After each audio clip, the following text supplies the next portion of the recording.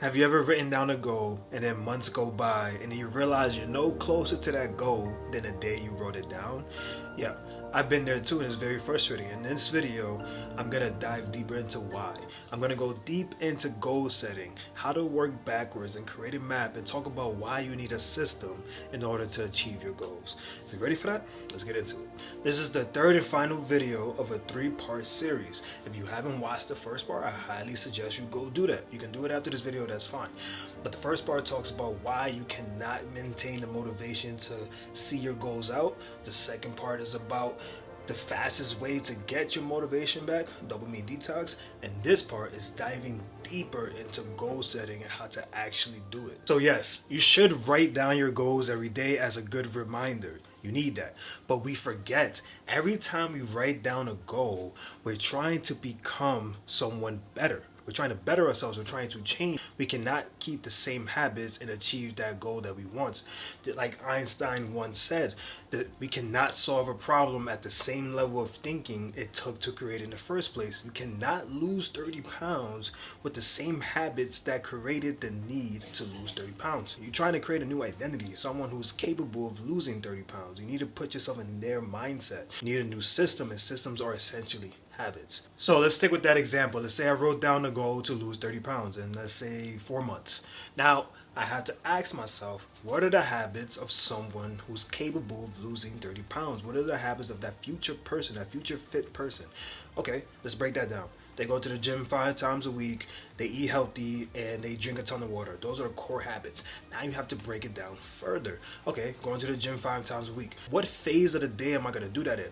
I spoke in a recent video that we have 3 phases in a day. The first day is the first 8 hours after waking. That's the time when we are more alert, focused, and energized. Therefore, we are capable of doing hard things. So if going to the gym is difficult for you, if you have to psych yourself up and motivate yourself, you should do it in the first phase.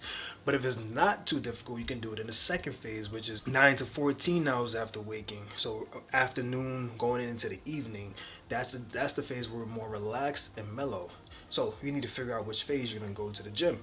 Secondly, where is it? How far is the commute? Am I going to have a gym buddy? Am I going to have a personal trainer? What routine am I going to follow?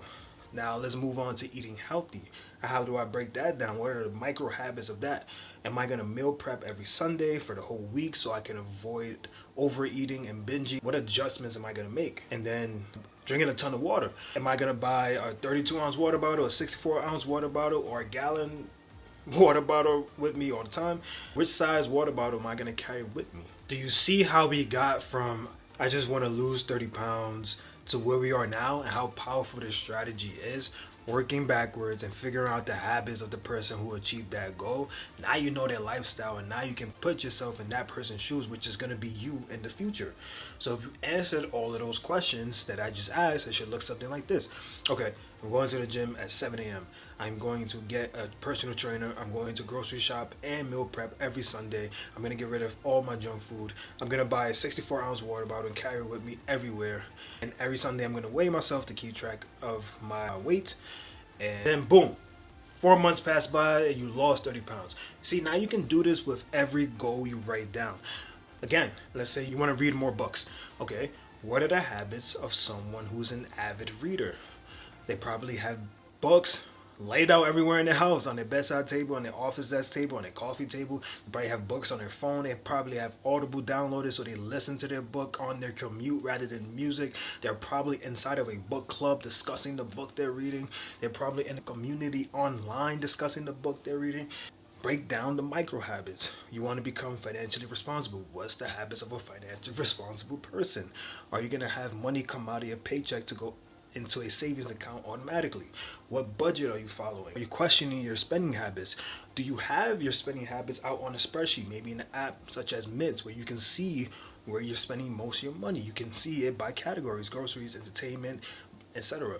Maybe your goal is to like this video and subscribe to this channel. What are the habits of someone that does it? They like the video right now and subscribe to the channel right now. Every time you write down a goal, ask yourself, what are the habits of the person who has that already? Can't just write it down and wish for it, because it just won't happen that way. Because you cannot solve that problem at the same level of thinking it took to create it. So if you haven't watched the first part of this series, I highly recommend you click that right now, and then it will all come together. So thank you so much for watching. My name is Marcus. Click that video and I'll see you in the next one.